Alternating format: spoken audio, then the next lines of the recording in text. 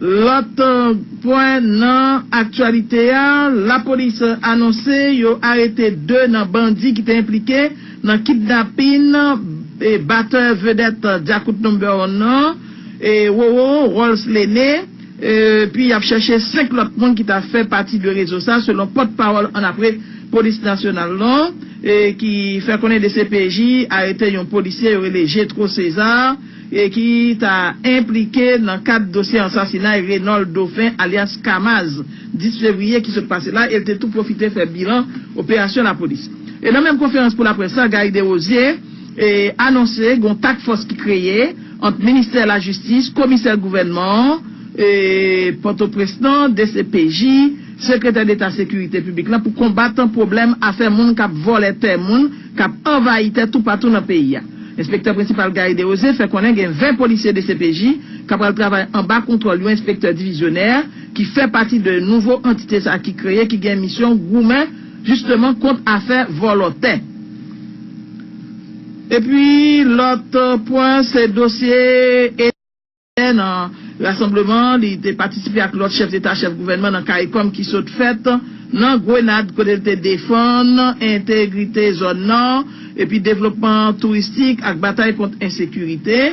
Il a annoncé, il déjà identifié puis gros problème qui gagne en question courant dans le pays d'Haïti, c'est question réseau qui peut distribuer courant. Alors ça est dans zone qui gagne parce que nous connaissons un bon parti dans le territoire pourquoi jamais gagner réseau, pas jamais gagner courant et réseau qui est installé là-dedans.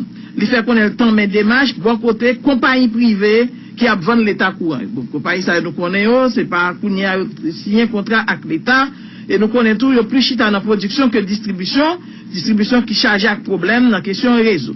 Alors Jovenel Moïse fait qu'on ait un travail parce que qui peut faire tout dans l'aéroport international là, il dit pour mettre en règle avec normes internationales yo, travail ça yo concerné un radar y a mettre, il parle de agrandissement piste atterrissage là et puis construction un tour de contrôle, c'est toute déclaration il fait, l'aile retourner sur Grenade hier.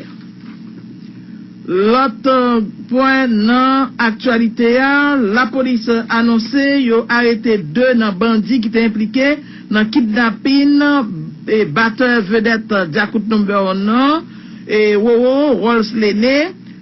Puis il a cherché 5 autres monde qui t'a fait partie du réseau ça selon porte-parole en après police nationale là et qui fait connaître des CPJ arrêté un policier relé Gétro César et qui t'a impliqué dans 4 dossiers assassinat Reynold Dauphin alias Kamaz 10 février qui se passait là. Il était tout profité faire bilan opération la police. Et dans la même conférence pour la presse, Gaï Desrosiers a annoncé une task force qui créée entre ministère de la Justice, commissaire gouvernement, et porte-président, DCPJ, secrétaire d'État sécurité publique là pour combattre un problème à faire moun k'ap voler terre moun, k'ap envahi terre tout partout dans le pays. Inspecteur principal Gaï Desrosiers fait connaître 20 policiers de CPJ qui ont travaillé en bas contrôle lui inspecteur divisionnaire qui fait partie de nouveaux entités qui créent qui gagne mission gourmet justement contre affaires volontaires. Et puis l'autre point c'est dossier étudiant John Rock Gougeder là, plusieurs dizaines d'étudiants UEH manifesté l'autre fois encore dans la rue Port-au-Prince pour continuer à demander justice pour étudiants ça qui était victime de la date 12 janvier d'après toute accusation offerte, c'est doyen Jean-Yves Bloch qui a passé machine ni sous lui mais doyen toujours démenti ça, il dit que innocent et monde qui victime n'a pas venir passer pour bourreau. Et la police a écrasé manifestation ça à gaz lacrymogène dans la zone ministère culture et d'après ça reporter nous te constaté sur place. Et puis il syndicat emploi et ministère éducation nationale à formation professionnelle qui fixe ses positions concernant ça les doléances de gagner au bail ministre et professeur Pierre Josué Agénor Cadet. Et depuis l'arrivée dans tête ministère, ça a déclaré dans conférence de bail pour la presse, côté a demandé puis bon conditions de travail, augmentation salaire, personnel administratif dans le ministère, n'a venu avec détail. Et puis si pour publicité organisation dans le secteur de base pour hier les membres du Conseil électoral provisoire, les discussions portaient sur l'organisation des élections indirectes. Le CEP a par ailleurs organisé une journée de sensibilisation annuellement à l'intention des ASEC et des délégués de ville, justement dans la perspective de l'organisation de ces élections. Ce sont les élus locaux, à savoir les ASEC et délégués de ville, qui auront à voter lors de la première phase au cours de laquelle seront élus les membres des assemblées municipales. Les inscriptions pour les assemblées municipales ont pris fin hier selon le calendrier électoral. L'Union européenne a procédé hier au lancement de 7 nouveaux projets d'appui aux organisations de la société civile et aux collectivités territoriales. 6 départements dans le sud, la Grande Ancienne et l'Artibonite sont concernés par ces projets dont le coût s'élève à 4 millions d'euros. 2 autres projets portant sur la sécurité alimentaire et la formation en professionnels ont été également lancés par le gouvernement. Ils sont financés par la Banque caribéenne de développement à hauteur de 22 millions de dollars américains. Un autre ancien Premier ministre et 16 ex-ministres ont obtenu des charges de leur gestion au Sénat de la République, ce qui porte à 3 le nom d'anciens chefs de gouvernement et 38 le nom d'anciens ministres qui ont bénéficié d'une telle mesure. La balle est maintenant dans le camp des députés. Fin hier des examens officiels de la 9e année fondamentale. Si certains candidats se sont montrés satisfaits du déroulement des épreuves, d'autres issus notamment des écoles publiques ont affirmé le contraire. L'actualité sur le plan international, la situation est toujours extrêmement difficile au Venezuela. Des partisans du président Maduro, armés de barres de fer, ont fait irruption hier matin à l'Assemblée nationale. L'opposition est majoritaire, s'en sont pris à plusieurs députés, rapportent les témoins. Le président américain Donald Trump a dénoncé aujourd'hui l'attitude belliqueuse de la Corée du Nord, appelant la communauté internationale à en faire subir à Pyongyang les conséquences, précisant qu'il envisageait lui-même une réponse sévère. Le président russe Vladimir Poutine a critiqué aujourd'hui, à la veille du sommet du G20 à Hambourg, le protectionnisme commercial et la sanction économique occidentale contre la Russie, y voyant une forme de protectionnisme caché. L'invité du journal ce matin, le maire de la commune d'Ac, Chauvilhomme, Mathieu.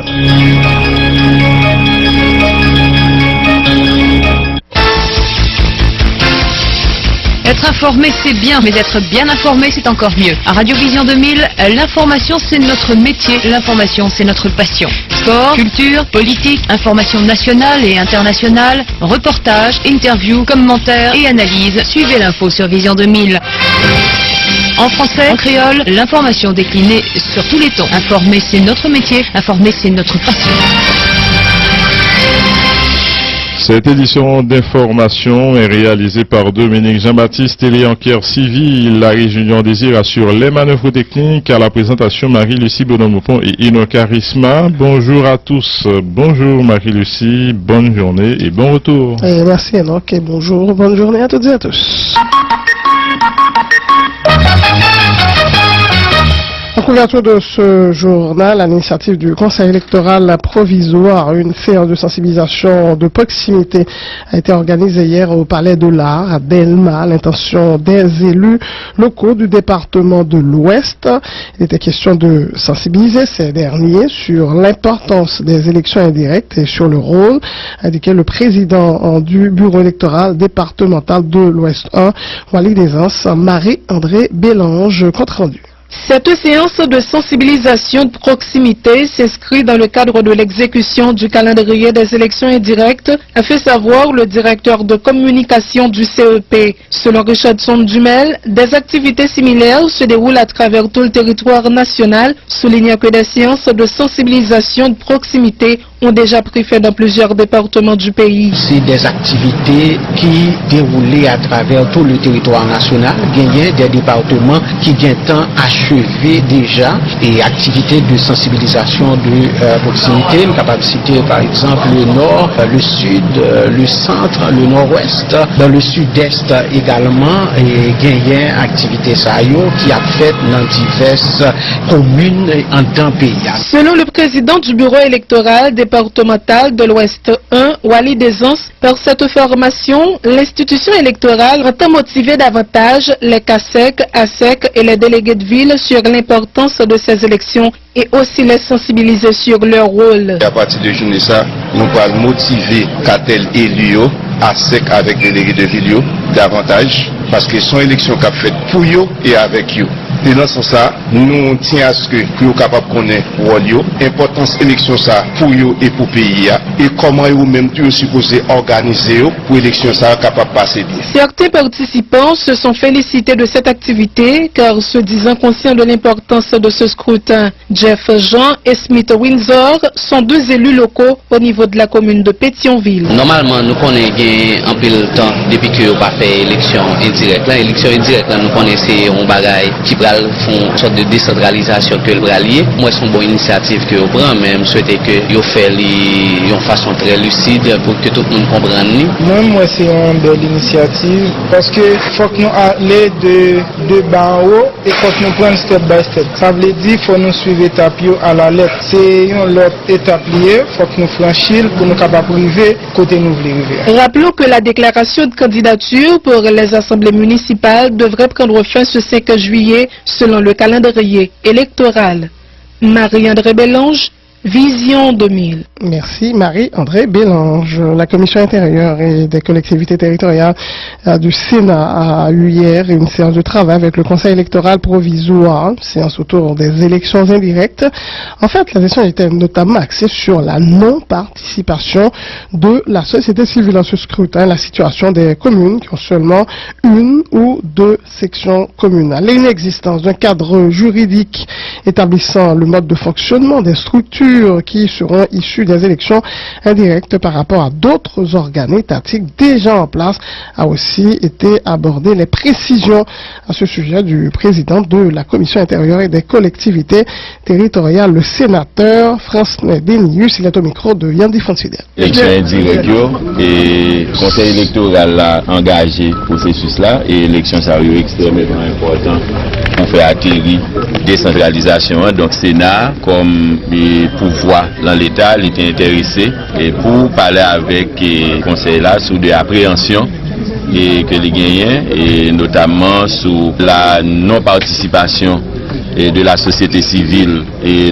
l'élection indirecte comme candidat et comme électeur et tout. Deuxièmement, sous problème que communes qui gagnent une seule section communale opposée parce que les communes ça ont une assemblée qui gagne seulement là-dedans deux moun. Et même communes qui gagnent deux sections communales ils ont gagné trois moun dans l'assemblée municipale là. Et d'autres problèmes que nous avons soulevés avec le conseil électoral là, c'est l'inexistence de un cadre juridique et qui permettent que différents conseils, différentes assemblées, différents organes et ça yo articulé et l'action avec d'autres pouvoirs déjà qui établis, tant que délégués départementaux, tant que vice-délégués, tant que conseils municipaux. Et là, donc nous avons des problèmes et nous voulons discuter avec le conseil électoral là et pour changer ça, nous avons et que le Sénat qui positionne l'État va adopter cette question. Est-ce que ça permet nous quand même éclairer, permettre tout ça à dissiper? Bon, sur question cadre légal là, nous sommes d'accord avec le conseil électoral là que c'est des affaires et pouvoir législatif et pouvoir exécutif là, sur question ça. Mais il y a deux questions et nous pas tomber d'accord sur lui. On dit une question en particulier, c'est question société civile là qui pas qu'à participer dans l'élection ça et problème là est situé autour de l'article 67 de la Constitution qui l'interprétation pas nous-mêmes dans le Sénat, nous voyons que Jean ça a été fait déjà en 1996-97. Eh bien, société civile là, lui-même n'était qu'à participer et conseil électoral là, il pas dit nous clairement tout, la commune qui gagne une seule section communale et si tous deux monde qui l'assemblée municipale là les candidats et comment libéral fait pour joindre membre qui bral là à M. Donc nous sommes capables de gagner de blocage et là et nous cap dit nous sortir insatisfaits. Est-ce que le conseil électoral là continuer, sénateur? Bon, nous dit qu'il y a de problèmes et nous-mêmes et comme président commission intérieure et collectivité territoriale, nous allons faire un rapport à l'Assemblée sur rencontre que nous gagnons là et c'est lui-même qui soit par résolution ou l'autre type de décision est capable de connaître exactement. À votre avis, il y a une nécessité pour le conseil électoral là avancer ou il y a de temps de Sénat ou toute société? Non, c'est l'Assemblée sénatoriale qui brale comme ça à partir de rapport que nous avons fait là sur rencontre que nous sommes fait là. Le sénateur Fessin Dénius, il est le président de la commission intérieure et des collectivités territoriales du Grand Corps, bien sûr. Le président du CEP, Léopold de Berlanger, s'est montré satisfait du déroulement de la rencontre qualifiée de fructueuse et utile. Il espérait que la commission va travailler sur la question avec les autres parlementaires et le ministère de l'Intérieur en vue d'établir un cadre légal de fonctionnement pour les collectivités territoriales. Directeur exécutif, directeur registre électoral, collège d'affaires juridiques du Conseil, qui a accompagné nous pour nous rencontrer avec justement la commission intérieure et collectivité territoriale. La rencontre a très bien déroulé dans une atmosphère très cordiale, une atmosphère tout d'échange évidemment intense qui fait sur certaines questions. Bon, c'est pas sous toute question que bien entendu nous gagnons peut-être même lecture, mais ce qui est clair c'est que nous tous d'accord sur finalité. C'est qui question qui est abordée, président? Qui question? Bon, question qui est abordée essentiellement, ce sont les questions sur les élections indirectes. D'ailleurs, c'est une commission intérieure et collectivité territoriale. Donc la commission est bien placée pour que l'été gagne et type d'échange ça avec. Au contraire, nous souhaitons que justement la commission continue le travail pour que le Parlement, non seulement le Sénat de la République, bon, le Parlement capable d'avancer notamment sur le renforcement de la question de la décentralisation et des collectivités territoriales, parce que c'est justement une préoccupation centrale que le Sénat a gagné sur le cadre légal de fonctionnement collectivité territoriale. Donc comme nous-mêmes comme conseil, c'est pas nous qui est responsable de l'aspect fonctionnement, cadre légal fonctionnement, nous responsables de mise en œuvre élection, mais nous échanger quand même avec eux sur toute question ça. C'est vraiment de match tardif puisque nous-mêmes nous déjà lancé processus là nous-mêmes. C'est certain que nous lançons processus là, le processus est en exécution et nous l'en pratiquement dernière phase là. Mais la démarche n'est jamais tardive parce que type d'échange qui fait yo utile, yo fructueux dans ce sens que yo pral permettre que les parlementaires yo prend mesure aux questions plus et yo pral discuter avec l'autre monde, par exemple, le ministère de l'Intérieur, il va l'inviter, il va discuter avec eux, pour eux-mêmes, ils ont fait travail par eux. Parce que l'étape pas n'a franchi là, eux-mêmes, ils vont gagner pour travailler sur les mois à venir, les semaines à venir, les mois à venir, pour que ils baillent au cadre légal de fonctionnement à collectivité territoriale, ça que le pays a besoin. Ça veut dire élection indirecte, qui est-ce qui est électeur, qui est-ce qui est candidat? Élection indirecte, ça veut dire que son élection qu'a faite pas avec au niveau du suffrage universel, c'est toute population qui peut voter, son élection qu'a faite avec des gens qui font partie d'un corps, d'une assemblée. Donc première assemblée de base là qui permet l'élection indirecte là, c'est la ZEC, qui est l'assemblée de base. AZEC, assemblée section communale là, et aussi les délégués de ville liés à la section communale. Donc c'est eux-mêmes qui premier marche là, premier échelon, et c'est à partir de ce premier échelon qu'on va passer de assemblée de la section communale, nous allons choisir des mondes qui pour former assemblée municipale là. Et maintenant les gens qui viennent former assemblée municipale là, ils vont choisir les gens pour former assemblée départementale là. Donc population pas conviée. Non, parce que ce qui est prévu, c'est pas la population générale, c'est les élus. C'est mon population, c'est ça, une section second degré, parce que c'est